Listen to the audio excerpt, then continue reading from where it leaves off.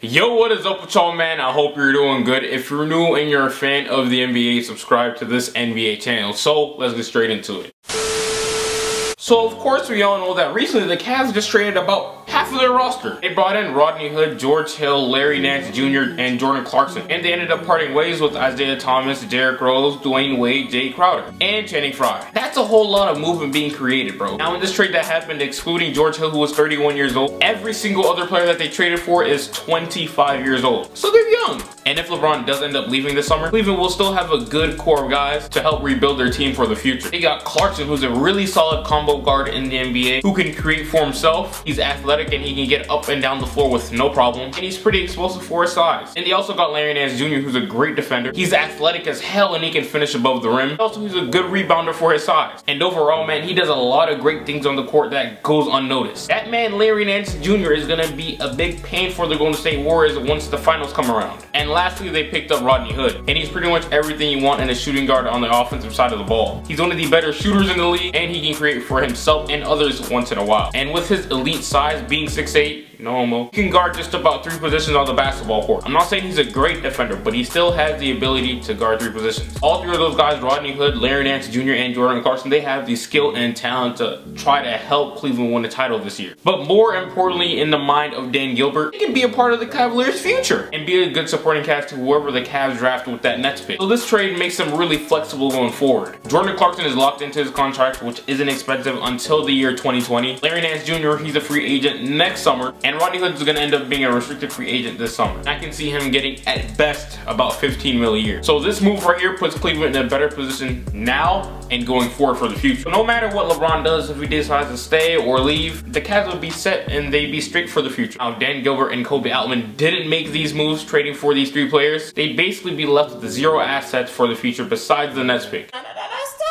Who'd they have? Kevin Love, J.R. Smith, Tristan Thompson, and whoever left is on that roster. Trash!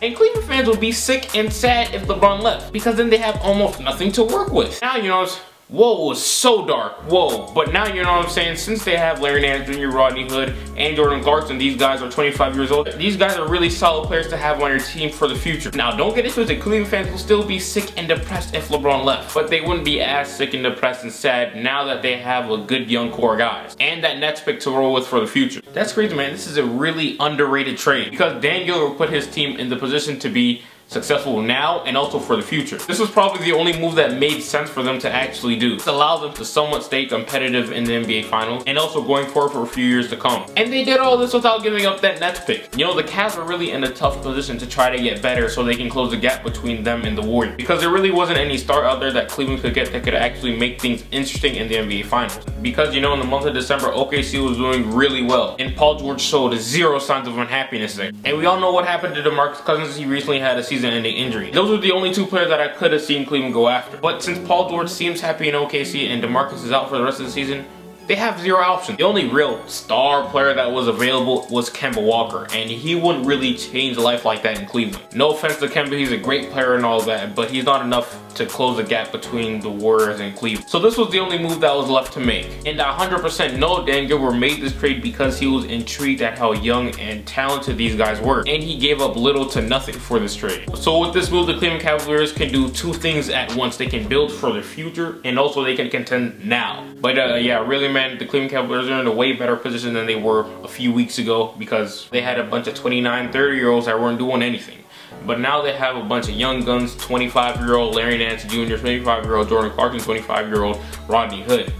And then they also have George Hill, who's a really solid point guard. Cavs couldn't get any worse with this trade.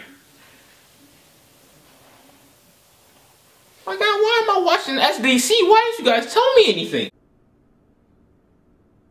Why are you looking at me? This is the end of the video, man. Let me know what you guys think. Give this video a like, and appreciate you for watching, and I'll get right with you.